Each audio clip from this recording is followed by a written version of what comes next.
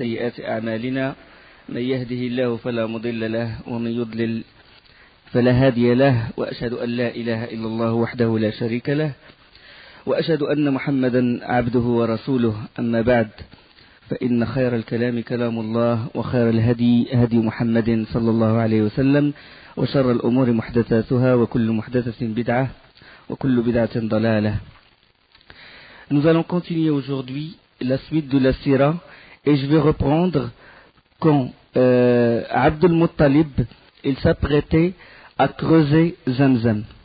On a dit pendant les cours précédents que Zamzam a été enseveli par la tribu de Jorham quand la tribu de Khuza'a a voulu s'est attaquée à elle et a pris le règne de la Mecque.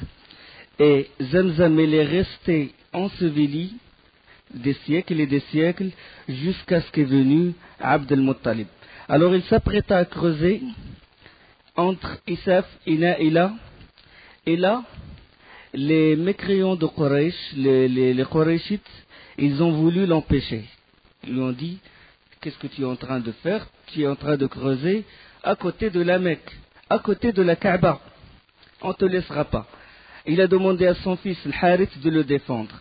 Pendant que les Qurayshites ils étaient en train de se quereller avec Al-Harith, l'aîné, le fils de Abd al-Muttalib, là, Abd al-Muttalib il a profité de l'occasion, il creusait, puis après il s'est écrié Kabbar, il a dit Allahu Akbar, puis les Qurayshites ils ont dit peut-être qu'il a trouvé ce qu'il cherchait. Et alors il a trouvé ce qu'on appelle Tay al-Bi'r, la pierre qui couvrait le puits de Zamzam. Il a soulevé la pierre et c'était l'eau de Zamzam. C'était l'eau de Zamzam, alors que des siècles avant, il ramenait l'eau de l'extérieur de la Mecque pour eux déjà et pour approvisionner les gens en eau. Ce qu'on appelle as-siqaya. Parce que les Qurayshites, les nobles de la Mecque, c'est eux qui s'occupaient de l'approvisionnement en eau et en denrées alimentaires les pèlerins. Et c'était un honneur. Alors là, c'est vraiment la grande surprise, une eau proche de la Kaaba et en plus Zamzam. Et ils connaissent l'histoire de Zamzam. Puis ils s'écrièrent: on est tes associés. Comment? Vous êtes mes associés? C'est moi qui ai creusé le puits. C'est moi qui l'ai creusé. C'est moi qui en a le mérite. Ils ont dit non. On est tes associés. C'est l'honneur de tout le temps. La rifada, il peut se répéter. Toutes les autres tâches de la Mecque, ils peuvent se répéter. Vous allez remarquer durant cette sira qu'à chaque fois qu'il s'agit d'honneur, ils donnent de tout leur force pour avoir cet honneur. Ils se battent souvent pour l'honneur. Les gens d'habitude, ils se battent pour l'argent, pour les biens de la vie, mais eux, c'est l'honneur. Pour connaître bien la mentalité des Arabes avant la venue du prophète sallallahu alayhi wa sallam. Ils se sont querellés à tel point qu'ils ont failli s'entretuer. Et là, ils se sont dit, bon, on va se mettre d'accord sur un point. Lequel? C'est consulter une devineresse. Parce que bon, les devins, comme les marabouts actuels, c'était la même pensée, c'était enraciné dans leur cœur, c'était leur dogme à l'époque. On va consulter une devineresse. La devineresse, elle se trouve où? Et il se trouve au Sham, la Syrie actuellement. Ils vont faire le voyage de la Mecque jusqu'au Sham pour prendre comme juge une devineresse qui va trancher, qui va s'occuper de la siqaya, c'est-à-dire de l'approvisionnement en eau les pèlerins. Bon, ils se sont préparés et chacun a préparé sa monture et ils ont pris la route. Durant le trajet, l'eau s'épuisa, surtout la famille de Abd al-Muttalib. Ils ont choisi, chaque tribu a choisi un chef, Bani Abd al-Dar, Bani Abd Manaf et tout, et Abd al-Muttalib, il avait ses compagnons autour de lui. L'eau qui était chez Abd al-Muttalib, il s'épuisa. dans la route. Et c'était le désert, il n'y a pas d'eau et tout, les autres avaient de l'eau. Alors Abdel Muttalib, il a demandé qu'on l'aide, qu'on lui donne un peu d'eau. Ils ont dit non, sinon on va crever tous. Il vaut mieux que nous, on garde notre eau pour nous, et vous débrouillez. Alors là, il s'était mis dans une situation grave. Le désert, la sécheresse, la déshydratation et tout. Puis après, ses compagnons, Abdel Muttalib, il a dit, qu'est-ce qu'on va faire? Ils ont dit, c'est à toi de décider. Il a dit, la seule solution, c'est que chacun, il creuse sa tombe. Chacun, il creuse un trou. Il vaut mieux qu'une personne en perdition que toute la troupe, que toute la caravane. C'est-à-dire, à chaque fois que quelqu'un meurt, rend l'âme, les autres l'enterrent, jusqu'à ce qu'il ne reste qu'une personne sans être enterrée. Il a dit, il vaut mieux qu'une personne soit en perdition que toute la troupe. Ils ont creusé leur tombe, puis après, Abdel Muttalib, il s'asseyait, il attend la mort. Toute la troupe, il attend la mort, puis il a dit, Wallah, c'est pas une bonne idée. Comment? C'est une faiblesse, un signe de faiblesse de rester comme ça et attendre la mort. On va bouger, on va chercher l'eau. Et chacun s'est précipité auprès de sa monture, et là, la chamelle d'Abdel Muttalib a touché, avec sa patte, il a touché la terre, et puis l'eau a jailli. L'eau, il a jailli du côté de la patte de la chamelle d'Abdel Muttalib. Alors là, ils ont rempli leurs outres et tout, ils s'abreuvèrent, ils ont bu et ils abreuvèrent leurs chamelles, et ils ont donné même aux autres tribus l'eau. Puis après, les autres, ils ont réfléchi, ils ont eu un moment de recul et ils ont dit, par Allah, celui qui t'a donné l'eau là-bas, Zamzam, c'est celui qui t'a donné l'eau ici. Alors, ils lui reconnurent le mérite de la siqaya, ils lui reconnurent le mérite d'établir l'eau de Zamzam. Et ils renoncèrent à la devineresse qui se trouve au Chad. Abdel Muttalib, il a eu 10 garçons, 10 fils et 6 filles. 10 fils, parmi eux, Hamza, radiyallahu anhu. Parmi eux, Al-Abbas, radiyallahu anhu. Hamza et Al-Abbas, ils étaient à l'époque après le wahi, après la révélation, et ils ont atteint l'islam et ils sont convertis, ils ont embrassé l'islam. Parmi ses autres enfants, c'est Abu Talib, celui qui l'a protégé, et Abu Lahab. Abu Talib, il s'appelle Abd Manaf, et Abu Lahab, il s'appelle Abd al-Uzza. Eux, ils ont atteint l'islam, mais ils n'ont pas embrassé l'islam. Ils sont morts, mécréants, kafir. Les autres sont morts avant la venue de l'islam, tel Abdullah, déjà le père du prophète sallallahu alayhi wa sallam, Hijl, Dirar, Al-Muqaddam, Zubair et Al-Harith. Les filles de Abdel Muttalib, Safiya, Hakim, Atika, Umaymah, Barra et Arwa, 6 filles. Alors Abdel Muttalib, quand ses enfants étaient jeunes ou quand il n'avait pas d'enfants, il n'y avait que le Harith, l'aîné, qui le protégeait. Il a fait un vœu. Il a invoqué Allah, il a dit, s'il me donne 10 enfants et qu'il atteigne l'âge de la puberté, ils deviennent des hommes, je vais lui donner un, je vais sacrifier un. S'il me donne 10 hommes, je vais sacrifier un. Alors, et surtout, il y avait Abdullah qu'il chérissait. Le meilleur de ses fils, celui qu'il chérissait le plus, c'est Abdullah. Après, quand ses enfants ont atteint l'âge mûr, il a dit, je vais accomplir mon vœu, je vais accomplir ma promesse, je vais sacrifier un. Il est allé chez le devin de l'Kaaba, et là, il a pris ce qu'on appelle les flèches, et il a mis dans chaque flèche le nom de ses enfants, 10 enfants, 10 hommes.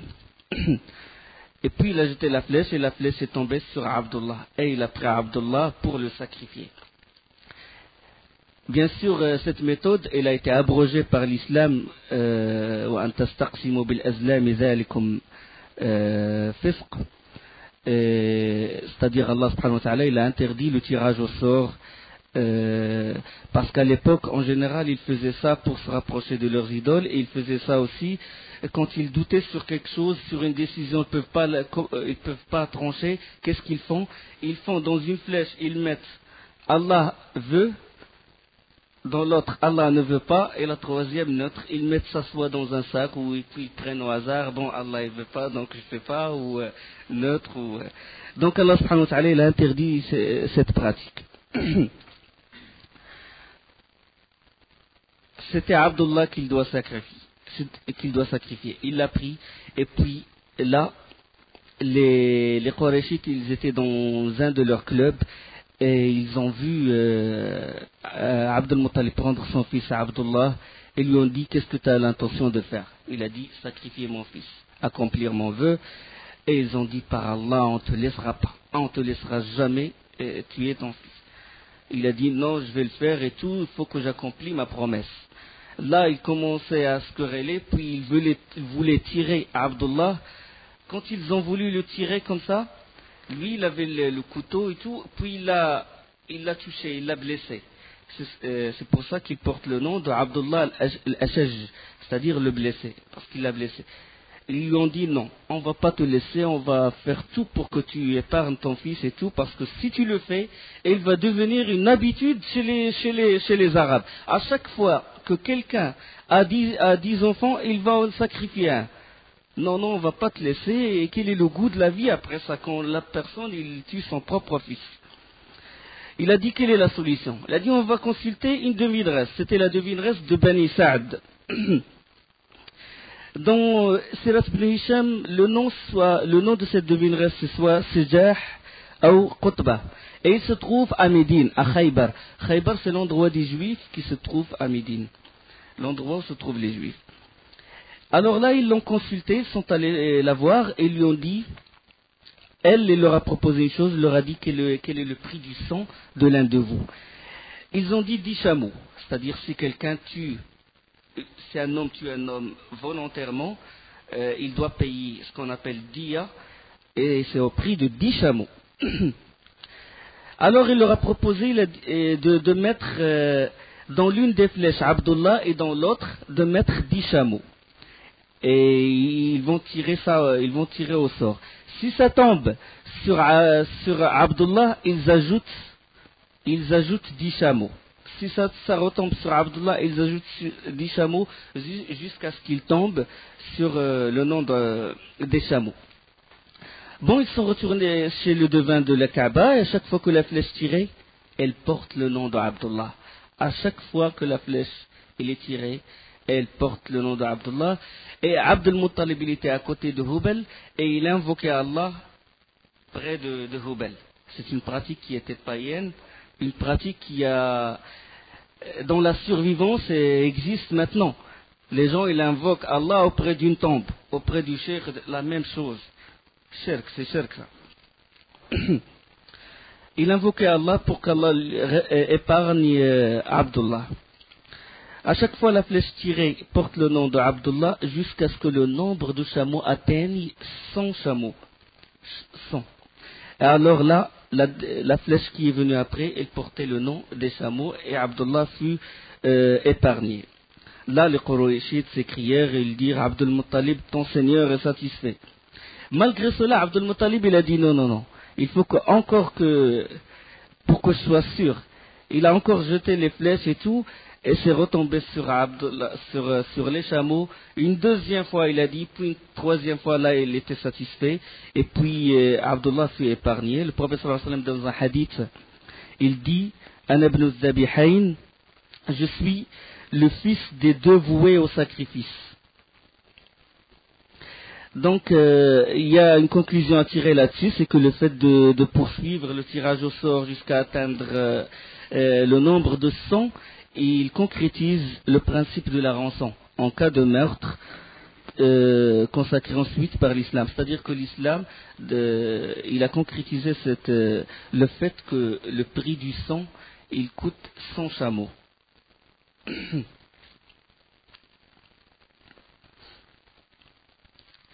Alors quand Abdullah il a grandi, il épousa Amina bint Wahb. Amina bint Wahb bint Abdi Manaf, la fille de Amina, la fille de Wahb. Et c'était Abdul Muttalib qui a décidé que son fils se marie avec elle. Amina, il fait partie d'une famille noble nasab, il a un grand, c'est-à-dire noblesse héréditaire. Abdullah s'est marié avec Amina, ils sont revenus après à la Mecque. Et donc, la conception du prophète sallallahu alayhi wa sallam, elle fut le fruit d'une union légitime entre Abdullah et Amina, c'est-à-dire l'union qui s'était effectuée, c'était avec des témoins et des tuteurs. C'était parce qu'il y avait à l'époque des unions qui sont illégitimes, des mariages que l'islam a abrogés par la suite. Mais bien que le père et la mère du prophète sallallahu alayhi wa sallam soient des mécréants, mais l'union qui s'est effectuée a été légitime. Amina, il est tombé enceinte du prophète sallallahu alayhi wa sallam, et après quelques mois de grossesse, Abdullah, le père du prophète sallallahu alayhi wa sallam, est mort. Il est mort quand il est parti pour le commerce, et dans le chemin de retour, il tomba malade, et il descendit chez ses oncles maternels, Bani Adi ibn Najjar, et ceci à Médine, et c'est à Médine qu'il a rendu l'âme. Et son tombeau, le tombeau de Abdullah, il existait jusqu'à ce qu'on l'a soustrait du regard des gens, parce que les gens, ils vont invoquer la tombe d'Abdullah, le père du prophète sallallahu alayhi wa sallam, alors qu'il est mort mécréant. Le hadith sahih de Bani al-Muntafaq, la délégation de Bani al-Muntafaq, quand ils sont venus voir le prophète sallallahu alayhi wa sallam, l'un d'eux, il a demandé au prophète sallallahu alayhi wa sallam, est-ce que son père, à lui, est dans l'enfer? Et le prophète sallallahu alayhi wa sallam, il a dit, ton père et mon père sont en enfer. Donc, subhanallah, comment les gens, dans leur ignorance, ils font des choses pareilles. Alors, quand la mise au monde du prophète sallallahu alayhi wa sallam s'approcha, Amina bint Wahb, a vu un rêve, que la naissance de son fils est accompagnée d'une lumière et qui éclairera les palais de Bosra au Sham, nord de l'Irak. Les palais qui se trouvent au Sham. Et il a vu dans le rêve qu'elle était en train de dire, je prie à Allah l'unique de le protéger contre tout envieux. Bien qu'elle soit mécréante, elle a vu ça dans le rêve. C'était un signe de la venue du prophète sallallahu alayhi wa sallam. Et le lundi 12 Rabi' premier, la date la plus certaine, parce que les savants ils ont divergé à propos de la date précise de la naissance du prophète sallallahu alayhi wa sallam. Donc l'année de l'éléphant, 50 jours après l'événement de l'éléphant, le prophète sallallahu alayhi wa sallam naquit. Et à sa naissance, sallallahu alayhi wa sallam, se sont passés des événements qui sont étonnants. Nous allons les évoquer tout en sachant que la grandeur du prophète sallallahu alayhi wa sallam ne vient pas de ces événements-là. La grandeur du prophète sallallahu alayhi wa sallam vient de sa loyauté, de sa véracité, et elle vient du message du Coran et de la Sunna. La grandeur du prophète sallallahu alayhi wa sallam n'émane pas de ces événements-là. Ces événements-là, on va les évoquer en tant que signe, tout simplement. En tant que signe. Et sa naissance ne doit pas être prise comme une fête, comme ils le font. Parce que si la naissance du prophète sallallahu alayhi wa sallam était une fête, le prophète sallallahu alayhi wa sallam l'aurait fêté déjà à sa vie et les compagnons l'auront fait. D'accord? Et s'il y avait des gens qui aimaient le plus le prophète sallallahu alayhi wa sallam, c'est les compagnons. On ne peut pas être à leur hauteur. Vous êtes d'accord? On ne peut pas être à leur hauteur. Ils n'ont pas fêté sa naissance. Donc celui qui fête sa naissance, il a innové dans la religion. Parce que s'il y avait du bien dans la fête de la naissance du prophète sallallahu alayhi wa sallam, il nous aurait précédés. D'accord? Parce qu'il concourait à tout bien. Donc on va les évoquer, ces signes-là. Parmi ces signes, Hassan ibn Thabit, le poète du prophète sallallahu alayhi wa sallam. Le poète du prophète sallallahu alayhi wa sallam, Hassan ibn Thabit est né avant le prophète, 7 ans avant. Et lui, il était à Médine, et il avait 7 ans. Et à la naissance du prophète sallallahu alayhi wa sallam, il a dit, dans un hadith qui est sahih, j'étais dans la région où se trouvaient les Juifs, c'est-à-dire à Médine, parce que les Juifs, ils vivent à Médine, ils sont venus de Cham. Et puis un des rabbins juifs, il a monté sur un mur et il s'écriait: ô communauté des Juifs, ya ma'ashara Yahoud, qad zahara al-yawma najmu Muhammad. Hein? Ya ma'ashara Yahoud, qad zahara al-yawma najmu Ahmed.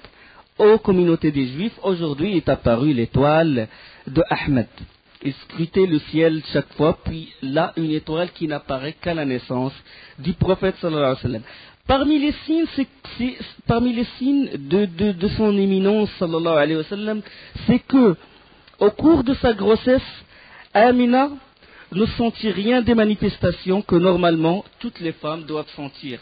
C'est-à-dire la faiblesse, la lassitude et tout ce qui accompagne la grossesse.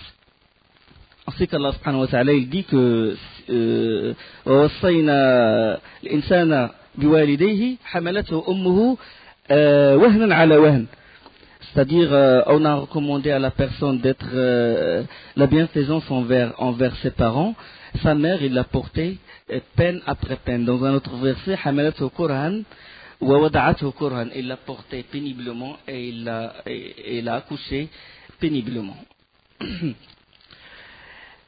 Et à sa naissance, il est sorti s'appuyant sur ses mains et levant la tête au ciel. Et il est né circoncis. Et également dont le cordon ombilical était déjà coupé. Abdul Muttalib, il s'est réjoui beaucoup de sa naissance. Et quand il a entendu qu'il est né comme ça, la tête au ciel et les mains par terre et circoncis, il s'est réjoui davantage et il l'a pris dans ses mains et il est rentré à l'intérieur de la Mecque et il a remercié Allah. Alors, comment il a eu le nom, comment il a eu le prénom de Mohammed? Comment ses parents lui ont donné le prénom de Mohammed? C'est quand Abdul Muttalib était en voyage. Il était au voyage au Cham accompagné de 3 hommes.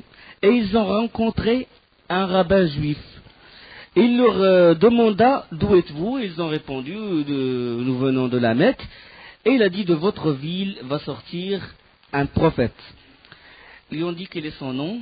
Il a dit Mohammed. Là, chacun il a décidé que dès qu'il retourne à la Mecque, le premier enfant qu'il a, il l'appelle Mohammed. Abdul Muttalib, bien sûr, il était vieux à l'époque, il n'avait pas d'enfants, mais il ne peut pas avoir d'enfants, mais ses enfants peuvent en avoir. Et donc, dès qu'il est retourné à Abdul Muttalib, il a appelé son fils Mohammed. Les autres, l'un d'eux, il s'appelait Sulayman ibn Mujashi'. Il a appelé son fils Mohammed. Le deuxième, Uhayha ibn al-Hallaj, il a appelé son fils Mohammed. Et Hamran ibn Rabi'a, il a appelé son fils Mohammed. Les 4, ils ont nommé leur fils Mohammed. L'un des signes qui ont accompagné la naissance du prophète sallallahu alayhi wa sallam, c'est que le palais de Kisra, Khosroès, le palais de Kisra fut ébranlé et 14 balcons en tombèrent. Et le feu sacré des Perses s'éteignit.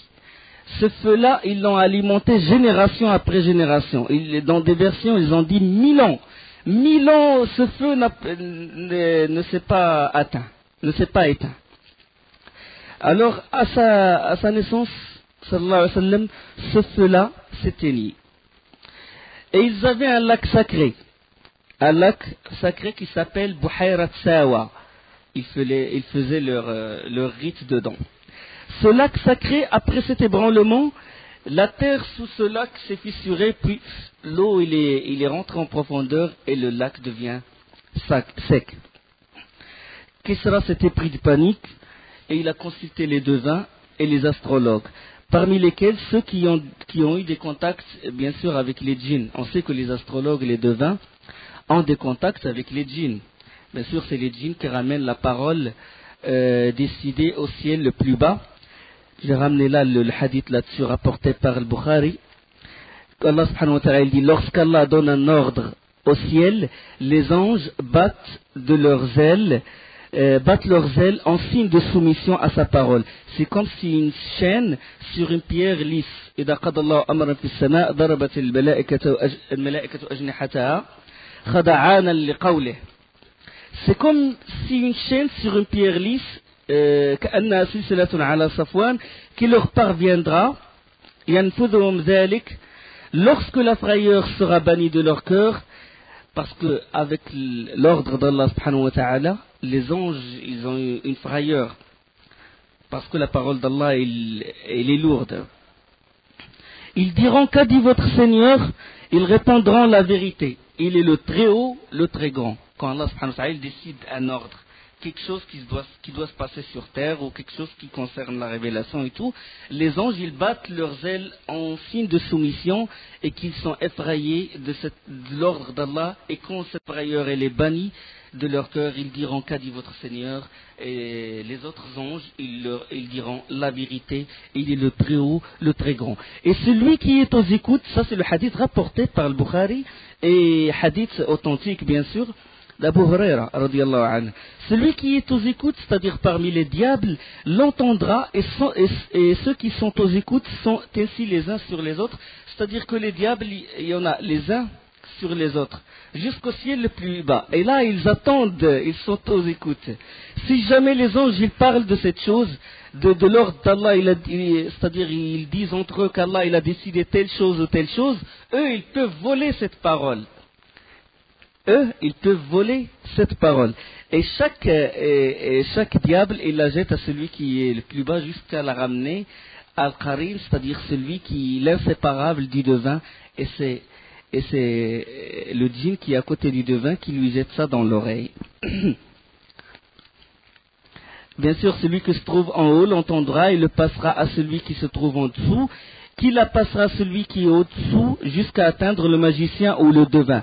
Il se peut que le météore le frappe avant cela, ou peut-être le passera-t-il avant que le météore le frappe. C'est-à-dire, quand il vole la parole qui a été décidée dans le ciel, quand il vole cette parole, Allah subhanahu wa ta'ala, il envoie des météores. Il se peut que ce météore, il atteint le djinn avant qu'il jette cette parole, et il se peut qu'il ne l'atteigne pas. Allah subhanahu wa ta'ala, il a voulu que ça soit ainsi.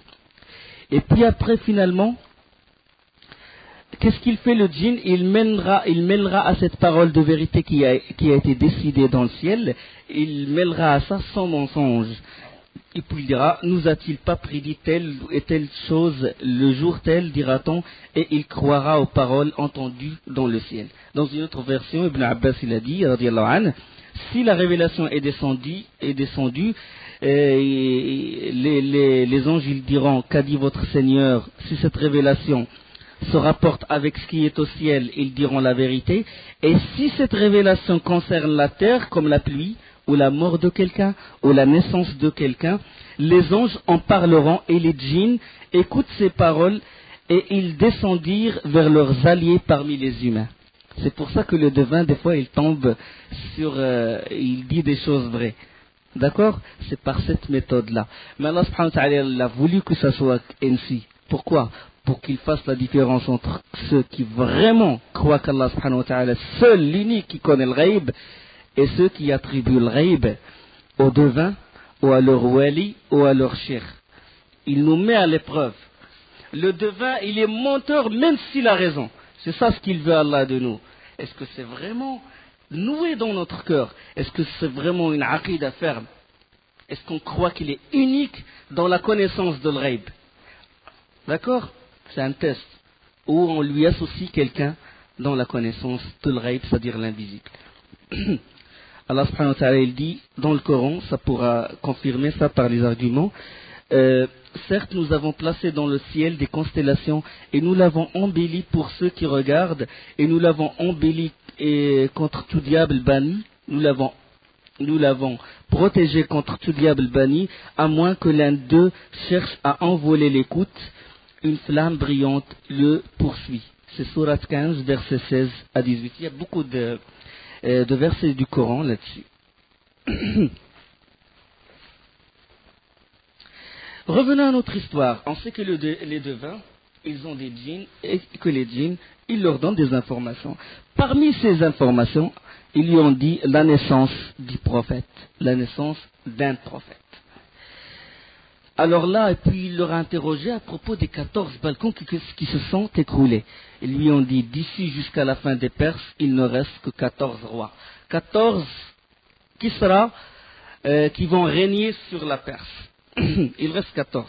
Kisra, il a dit 14 rois, ça va durer encore longtemps. Il y a encore 14, si on fait le calcul, ça va durer plus de siècles et de siècles. Après sa mort, ses enfants et ses proches se sont disputés le trône. Et durant 4 ans, 10 Kisra ont gouverné la Perse. Il ne reste que 4. Ça veut dire que c'est des signes de la venue du prophète. Continuons.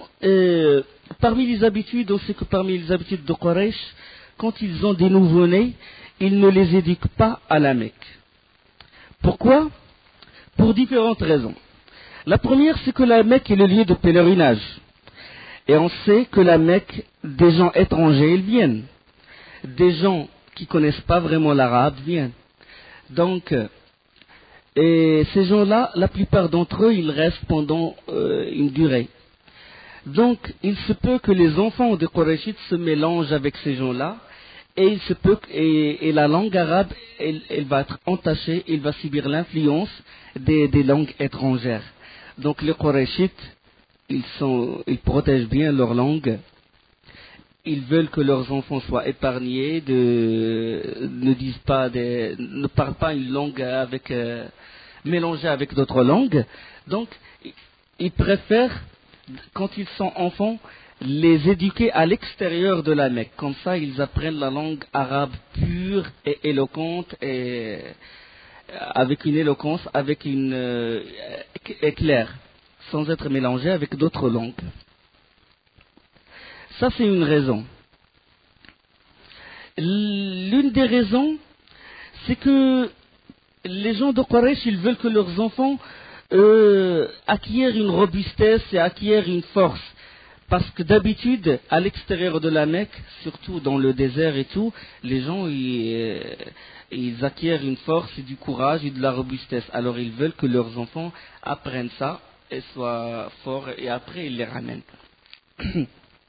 Il y a aussi que dans les villes, la ville de la Mecque, dans les villes en général, il y a beaucoup de maladies, il y a beaucoup de microbes et tout. On sait que dans les villes, il y a beaucoup de problèmes d'allergie, le problème de bactéries, de virus, alors qu'à l'extérieur, dans les campagnes et dans les déserts, il n'y a pas ça. Donc, pour ces raisons-là, les Qurayshites, ils avaient l'habitude de confier leur nouveau-né à des nourrices. Des nourrices pour les allaiter, c'est-à-dire des nourrices campagnardes, jusqu'à un certain âge. Bon, les campagnardes, bien sûr, ils font ceci pour gagner un peu d'argent, mais ils ne fixent pas de prix. Bon, les nourrices, ils viennent pour allaiter les enfants. Puis bon, c'est des Arabes, ils ont la fierté, ils disent le lait du sein n'a pas de prix. Donc ils ne fixent pas un prix. Ils disent à la personne de donner ce qu'il veut. Bien sûr, ils viennent pour ça, mais ils ne fixent pas de prix. Alors, à la naissance du prophète sallallahu alayhi wa sallam, les nourrices de Bani Sa'd, ils étaient en quête à allaiter les enfants de la Mecque. Parmi les nourrices, il y avait Halim al-Sa'diya et son mari, Al-Harith. Et c'était une année de grande disette. Et ils étaient très pauvres quand ils sont venus. Ils sont venus à la Mecque, ils attendent que les familles leur donnent des enfants pour les emmener avec eux et les éduquer chez eux, et puis après les ramener après 2 ans. Et il est parti en compagnie des jeunes, en compagnie des femmes, nourrices aussi de Bani Sa'd. Et quand ils avaient quoi? Ils avaient une ânesse blanche et une vieille chamelle. Et Halima avait aussi un bébé qu'il allaitait. L'ânesse, elle était dans un état vraiment, elle était très maigre. La chamelle aussi. L'enfant, dans leur camp, quand ils ont mis un camp et tout, ils dormaient pas, ils criaient. Elle n'avait pas de lait, c'est-à-dire ils étaient dans un état vraiment, surtout à cette année, l'année de grande disette, l'année de grande sécheresse. Et alors, les femmes sont venues avec leurs enfants, ils sont venus, puis les nourrissent, et chacune elle prend un enfant. Et dès qu'ils sont informés que le prophète sallallahu alayhi wa sallam est orphelin parce que son père est mort, ils le refusent. Bien sûr, eux, ils sont venus pour l'Ikramiya, pour avoir de l'argent, mais ils ne fixent pas de prime. Mais quand même, quand ils voient l'enfant de son père, ils ne s'attendent pas à ce qu'ils aient beaucoup d'argent, quoi. Une grande récompense pour l'enfant, quoi. Pour eux. Alors, Halima Sa'diya et son mari Al-Harith, ils étaient dans un état de pauvreté extrême et tout. Et pourtant, ils avaient l'espoir de trouver un enfant. Peut-être que ça va les arranger, que ça va ouvrir une porte, quoi, de bonheur, ou ça va leur donner des bénéfices. Mais sans grand espoir. Mais après, quand les femmes, chacune, les nourrissent, chacune a pris un enfant, il ne reste que le prophète sallallahu alayhi wa sallam. Puis Halima, il s'est dit, pourquoi il vaut mieux que je prenne cet enfant, je ne vais pas rentrer les mains vides. Puis après avoir réfléchi, il a dit, ça y est, je vais prendre cet enfant. Et son mari lui a dit, il n'y a pas d'inconvénient. Alors Halima Sa'diya, il a fait ça, il a dit que j'allais le prendre, et en réalité je faisais cela que pour que je n'avais pas trouvé d'autre que lui. C'est-à-dire il n'a pas trouvé d'autres enfants, donc il a dit je vais le prendre. Quand il a pris, là, les bénédictions commençaient à pleuvoir. Retourné à son campement, il l'a mis dans son giron comme ça, puis là, ses seins, ils se remplirent de lait, subhanallah. Et son frère, il téta aussi, et s'est endormi alors qu'il n'a pas dormi, le pauvre, durant des nuits, parce qu'il avait faim. Son mari, il a surveillé la chamelle, et la chamelle, elle avait les mamelles pleines de lait. Il se mit à la traire, et alors ils ont bu, ils dormirent tranquillement. Au retour, quand Halima est montée sur l'ânesse avec Rasul sallallahu alayhi wa sallam, l'ânesse, il a essoufflé la caravane, alors qu'avant il retardait toujours la caravane. Avant, à chaque fois, il criait dépêche-toi, dépêche-toi. Après, l'ânesse a commencé à courir. Aucun âne n'a pu la suivre son rythme, quoi. Et alors, les Bani Sa'd, les femmes de Bani Sa'd, ils commençaient à s'écrier fille d'Abu Du'aib, doucement, est-ce là l'ânesse que tu montais à notre sortie? Et ils parvinrent alors à leur demeure de Bani Sa'd. La terre, elle était aride, sèche.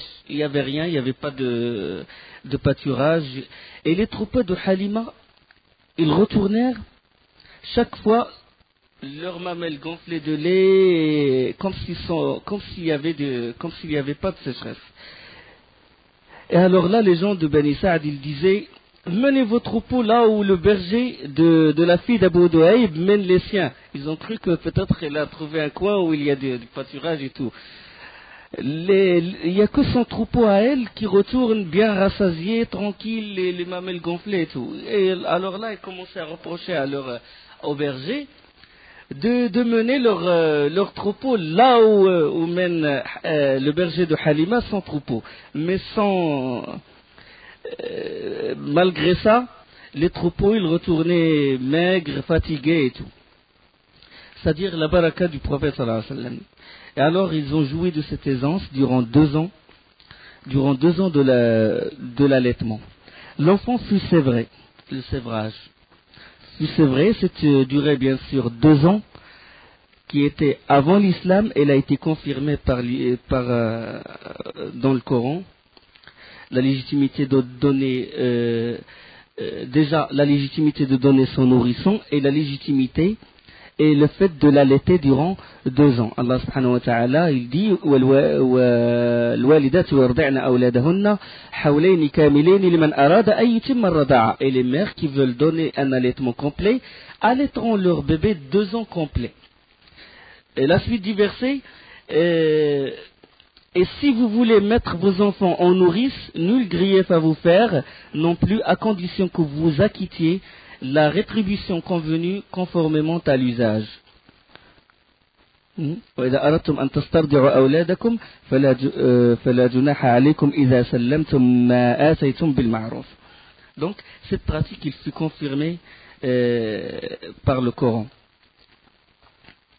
Donc Halima elle disait que l'enfant évoluait magnifiquement, mieux que les autres garçons, et à l'âge de 2 ans il possédait déjà une constitution solide et il parlait avec éloquence. Bien sûr, après 2 ans, et conformément à l'usage, les nourrices ramenaient les enfants qu'ils ont allaités à leurs parents. Alors là, Halima s'est attachée à l'enfant et il a insisté pour garder le prophète sallallahu alayhi wa sallam.